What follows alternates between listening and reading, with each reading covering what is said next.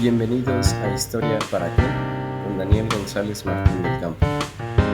El día de hoy queremos contestar la pregunta ¿para qué sirve la historia?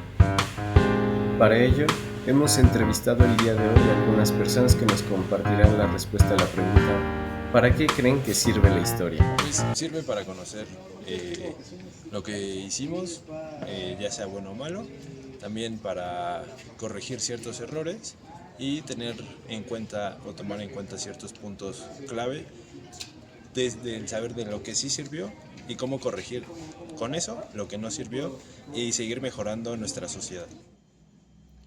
Y creo que la historia sirve para estudiar nuestro pasado y comprender nuestro presente y finalmente pues proyectarlo hacia el futuro y evitar repetir los mismos errores. Sirve para conocer la identidad de la persona, pero no solo de la persona, sino de la sociedad y a grandes rasgos pues del mundo, ¿no?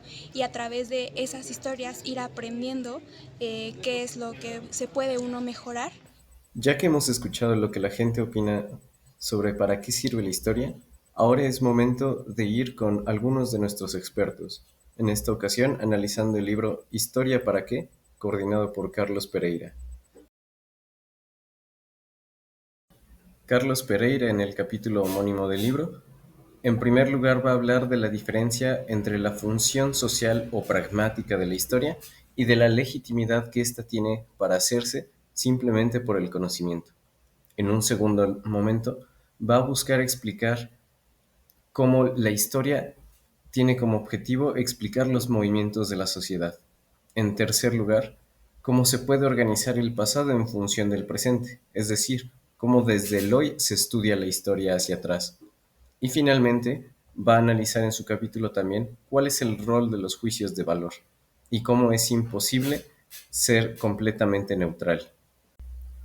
En su capítulo El sentido de la historia, Luis Villoro nos va a hablar de que la historia permite comprender el presente, esto es, adecuar nuestras acciones a la realidad del presente y justificar nuestros proyectos para el futuro.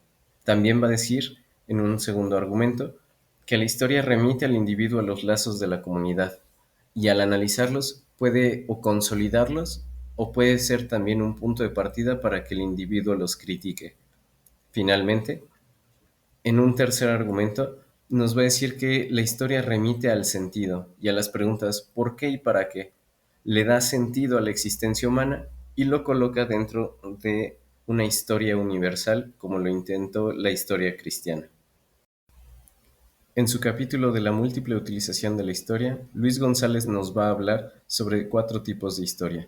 En primer lugar, la narrativa o anticuaria, que es como la del turismo, la que se complace en mostrar maravillas de tiempos antiguos o costumbres exóticas. Por el contrario, la historia crítica se va a enfocar en las partes feas de la historia.